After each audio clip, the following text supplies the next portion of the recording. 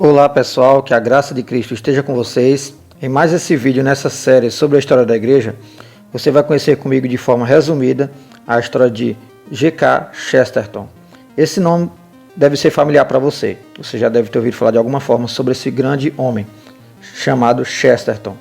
Grande escritor, romancista e dramaturgo cristão do século XX. Então você vai conhecer de forma resumida uma breve história desse famoso escritor Chesterton, que influenciou e influencia milhares de pessoas através de seus livros e frases marcantes. Então espero que você goste desse vídeo, deixa o like no vídeo, deixa a inscrição no canal se você não é inscrito, compartilhe esse vídeo para alcançar mais pessoas e bora para mais esse vídeo.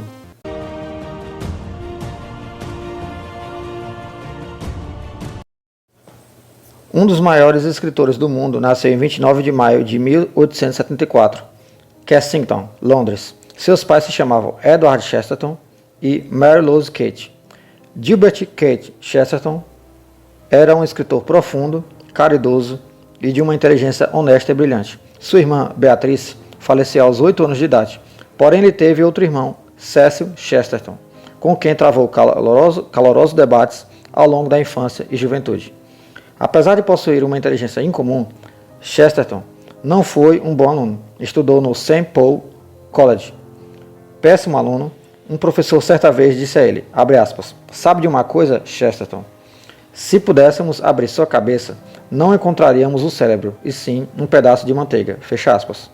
O que o professor não sabia era que aquele jovem que se sentava na última fila tinha miopia e enxergava com dificuldade. Isso aqui exemplifica, pessoal, aquela questão de que pessoas realmente inteligentes, elas não vão ser de forma avaliada de forma honesta e verdadeira sobre a sua inteligência em sala de aula.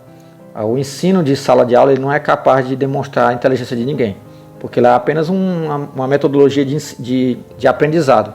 A inteligência vai além da questão da sala de aula, e era o caso de Chesterton e de outros gênios ao longo da história. Fortemente inclinado às letras, criou, juntamente com Bentley e Lucien Oldershaw, um grupo para estudar e debater literatura. O Junior Debating Club, como ficou conhecido, foi fundado no dia 1º de junho de 1890. O grupo rapidamente se solidificou e atingiu o número de 10 amigos. Criaram em seguida a revista The Debater, que teve 18 números publicados. Em cada edição eram impressos de 60 a 100 exemplares. Em 1882, Chesterton escreveu um poema que foi muito elogiado e recebeu o prêmio Milton. Tratava-se de um poema sobre São Francisco Xavier. Frasista genial, Chesterton criava frases paradoxais que expressavam a clareza de sua compreensão do mundo.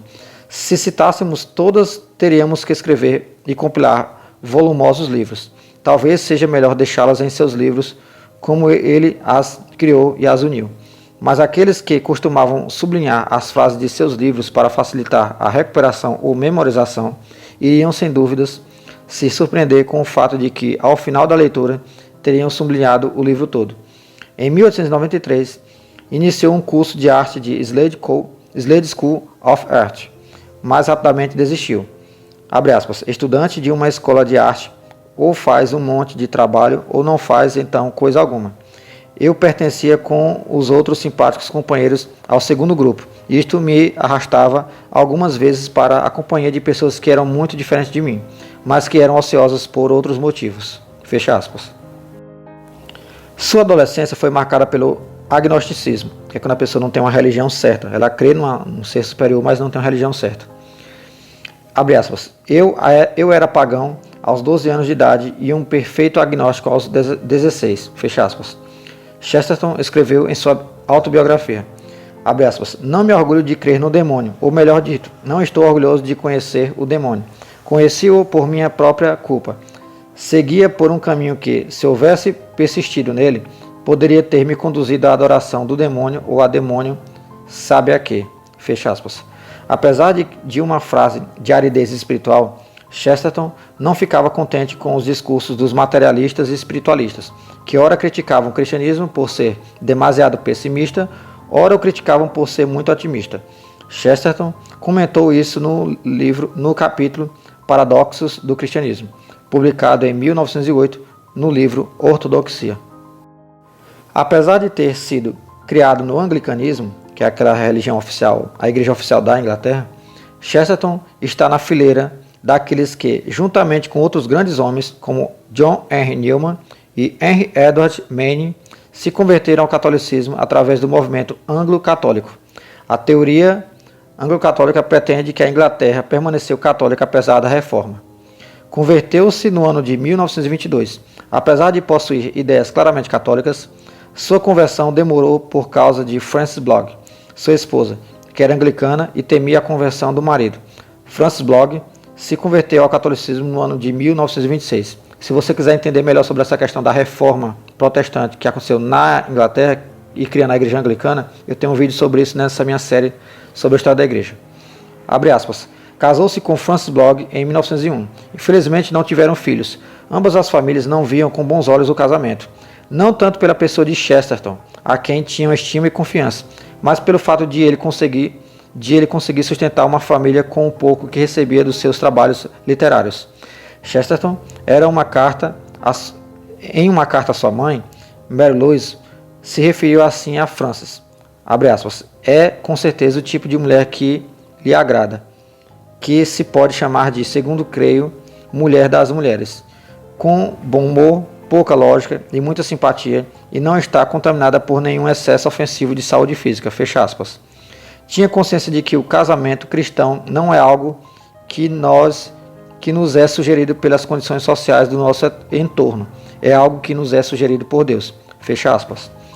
Frances padecia de artrite na coluna, doença que iria acompanhá-la a vida toda, apesar dos esforços de Chesterton para levá-la a todos os especialistas. Com a crescente demanda de trabalhos e pelo fato de Chesterton ser por natureza desorganizado e esquecido, foi necessário contratar uma secretária para auxiliar as atividades. Contrataram em 1926 a senhorita Dorothy Collins, que tinha 32 anos de idade e 9 anos de experiência.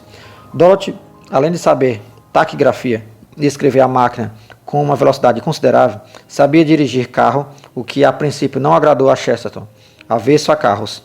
Ela rapidamente se tornou amiga da família. Em sua autobiografia, Chesterton escreveu sobre Dorothy, abre aspas, fazia-se de secretária, chofer, guia, filósofa e, sobretudo, de amiga, fecha aspas. Ela acompanhou os Chesterton, que é a família toda, a vida toda.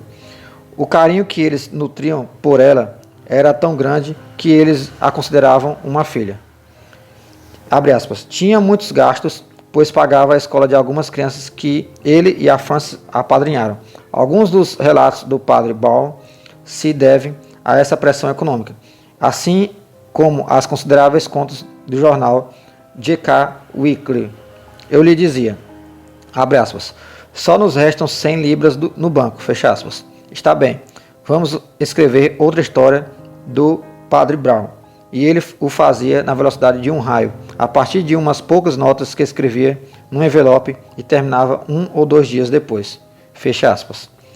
Uma das fontes de renda da família eram os artigos de Chesterton que ele escrevia e publicava nos jornais. Ele escreveu para os jornais Daily News, Illustrated London News e The New Witness em 1926, juntamente com seu irmão Cecil Chesterton.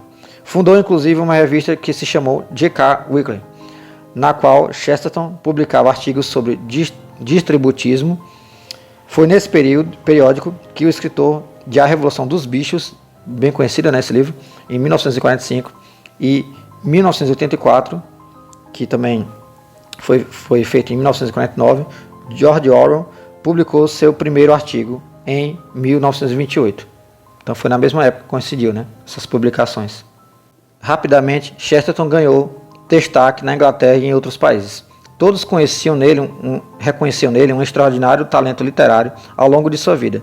Escreveu mais de 80 livros, com destaque para uma biografia sobre Santo Tomás de Aquino, que é um importante teólogo da Idade Média, em 1933, a qual recebeu um elogio de Etienne Gilson, e outra sobre São Francisco de Assis, em 1923, para a novela O Homem que Foi Quinta-feira, em 1908, e para as séries de contos policiais do Padre Brown, e 4.000 artigos, além de ter proferido dezenas de conferências, inclusive no exterior. Viajou a diversos países dentre eles Estados Unidos, Itália, Palestina, Canadá e Polônia, em todos os países onde já era muito bem recepcionado. Abre aspas. Durante uma conferência em Chicago, uma pessoa gritou que não o ouvia. Chesterton levantou os olhos e disse: "Não se preocupe, irmão, não está perdendo nada." Fecha aspas, ele era uma pessoa bem humorada. Em sua segunda ida a Roma, foi recepcionado pelo Papa XI. Sua secretária comentou que Chesterton havia ficado tão impressionado com a recepção do Papa Pio XI que lhe fizera, que nada fez nos dias posteriores. O próprio Gilbert comenta, abre aspas, "Vi sua santidade Pio XI 3 vezes. Na primeira, em uma audiência privada. Na segunda, em uma reunião semi-privada de várias pessoas. Na terceira, entre as multidões que lotavam a praça de São Pedro no dia da beatificação dos mártires ingleses. De repente, saiu uma figura robusta, envolta em uma capa, de rosto quadrado e com óculos. Começou a falar sobre meus livros, comentando com grande generosidade um trecho que eu havia escrito sobre São Francisco de Assis.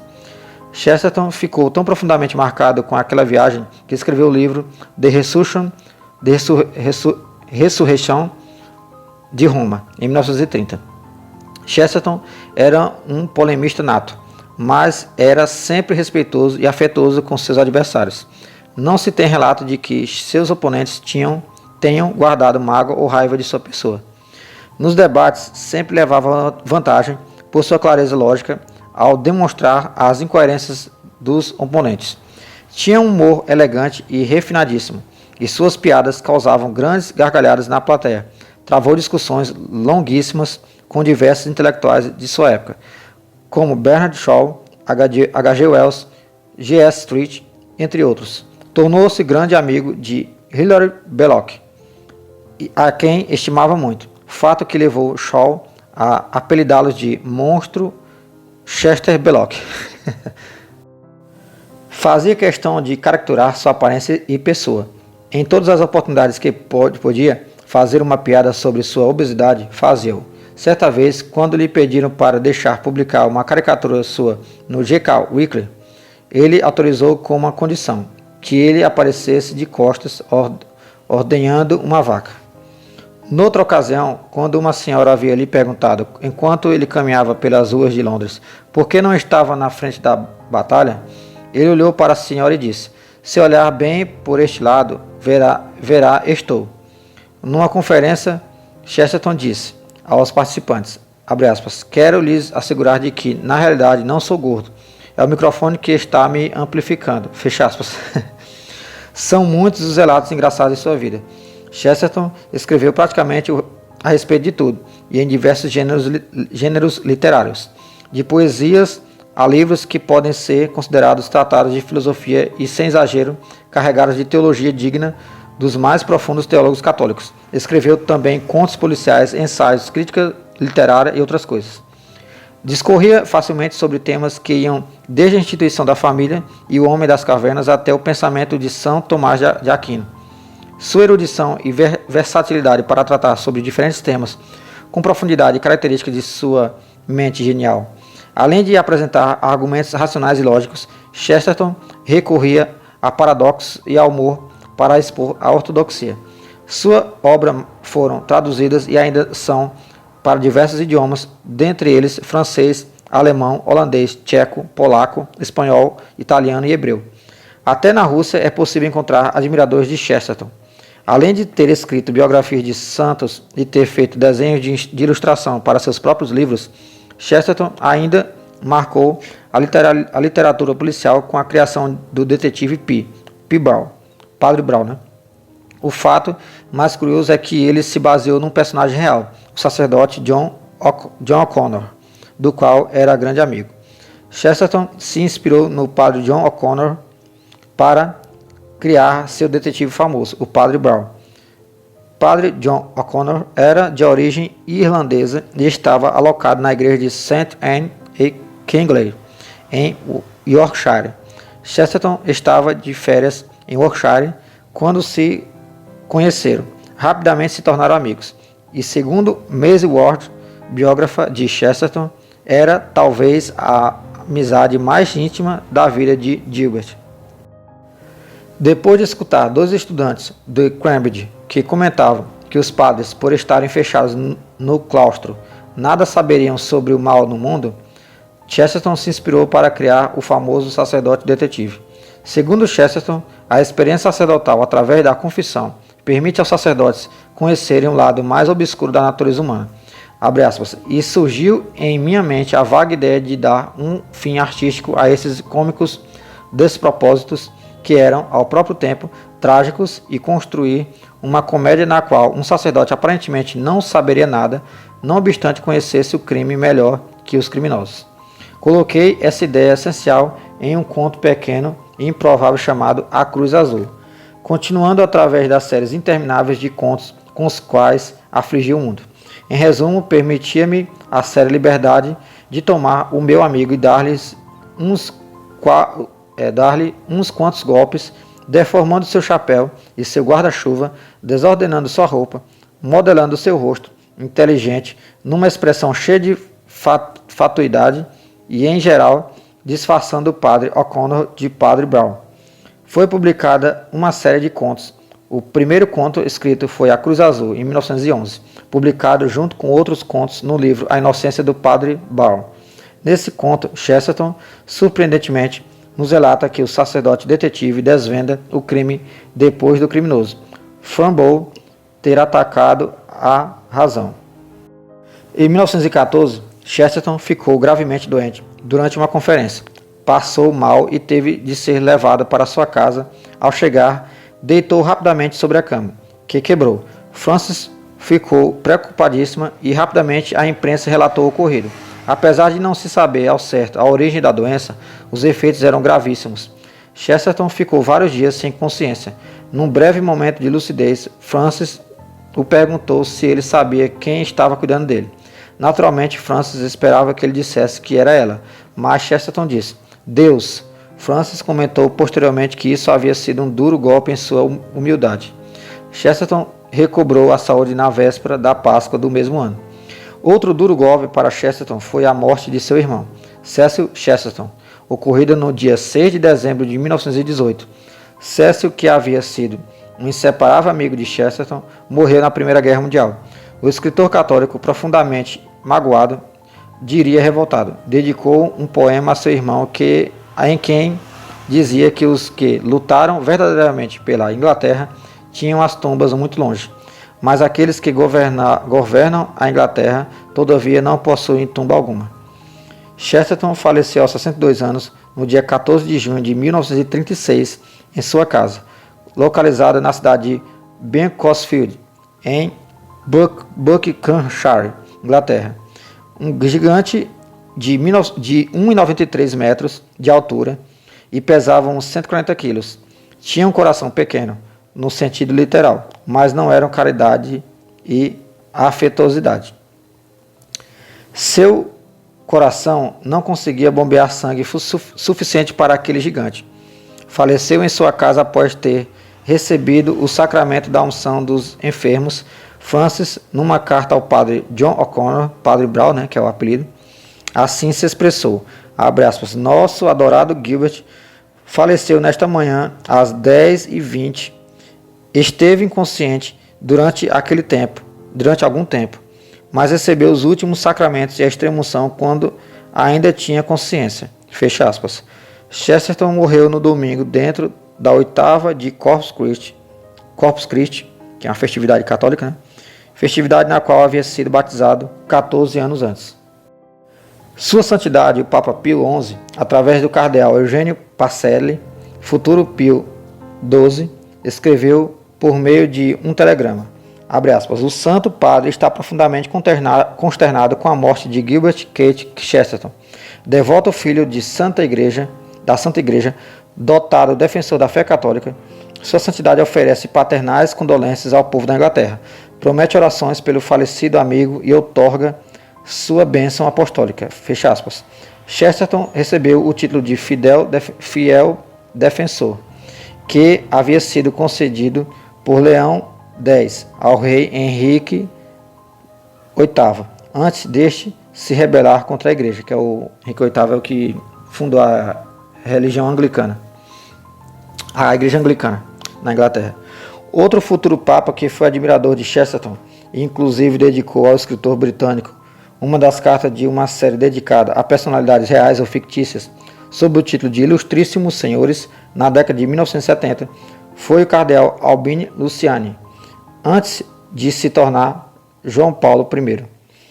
Abre aspas, querido Chesterton, tu e eu não duvidamos em colocarmos-nos de joelhos, mas diante de um Deus mais atual que nunca, só Ele de verdade pode dar uma resposta satisfatória a estes três problemas, que são para todos os mais importantes. Quem sou eu? De onde venho? Para onde vou? Escreveu o primado de Veneza Albino Luciani. Em 2009, num congresso realizado e organizado em Oxford, com o tema A Santidade de G.K. Chesterton, foi apresentada às autoridades eclesiásticas a proposta de se iniciar o processo de estudo para a beatificação de Chesterton. Suas obras ainda estão sendo traduzidas para diversos idiomas. No Brasil, há algumas iniciativas que começam a ganhar maior visibilidade por meio do site www.chestertonbrasil.org, que possui como objeto reunir e difundir o pensamento de Gilbert Keith Chesterton e no Brasil, Se Chesterton é ou não santo, somente a Igreja pode dizê-lo, a Igreja Católica no caso. Mas se for válida sua máxima de que, abre aspas, o santo é um medicamento, porque ele é um antídoto. Certamente é por isso que o santo é muitas vezes um mártir. Ele é confundido com o veneno, porque ele é um antídoto. Ele geralmente será procurado para restaurar a sanidade do mundo, exagerando o que o mundo ignora, que nem sempre é o mesmo elemento em todas as idades. No entanto, cada geração procura o seu santo por instinto, e ele não é o que as pessoas querem, mas sim o que o povo precisa. Fecha aspas. Por isso é o paradoxo da história, que cada geração é convertida pelo santo que contradiz mais. Fecha aspas novamente. Esta pode ser aplicada a ele. Chesterton foi o paradoxo do seu tempo. Aqueles que o conheceram pessoalmente se encantaram com sua alegria e com bom humor. Se for a vontade de Deus, teremos em breve mais um escritor católico beato. Se Chesterton caminhou pelas trilhas da heterodoxia, foi por um breve momento, o suficiente para sentir saudade do reto caminho à ortodoxia, que é um livro dele, inclusive. E aqui, pessoal, está a fonte das informações desse vídeo, que foi um resumo bem resumido mesmo sobre a vida de Chesterton. É uma pessoa que tem muito conteúdo sobre ele, uma história rica, não sei se puderam ver nesse resumo breve. Mas você pode conhecer muito mais sobre ele, as obras dele em outros artigos, livros, sites e biografias. Fiquem à vontade para procurar, essa é a minha intenção, você sempre procurar por conta própria também. Então espero que você tenha gostado desse vídeo, deixa o like no vídeo, deixa a inscrição no canal se você não é inscrito, compartilhe o vídeo para alcançar mais pessoas, deixa o teu comentário também nesse vídeo para eu saber o que você está achando desse vídeo aqui, dessa série sobre a história da igreja, e não se esqueça, somos um em Cristo e fica com Deus.